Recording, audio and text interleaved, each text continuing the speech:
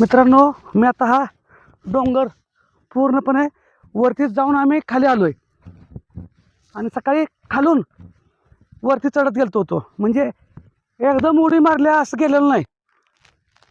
डोंगरावरती जायचं होतं, ह्याचा अर्थ एकदम उडी मारली आणि वर डोंगरावर गेलो असं झालेलं नाही.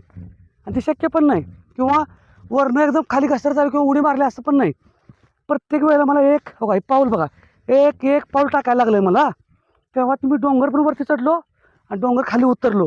एवढा मोठा डोंगर जर मी बघितला असता आणि पाय टाकायला सुरुवात केली नसती तर हे शक्य नव्हतं. सांगायचं काय आहे, पोट आणि वजन कमी करण्यासाठी सुद्धा एक एक पाऊल टाकायला चालू करा. एक एक पाऊल टाकायला चालू करा, रिझल्ट 100% येतो.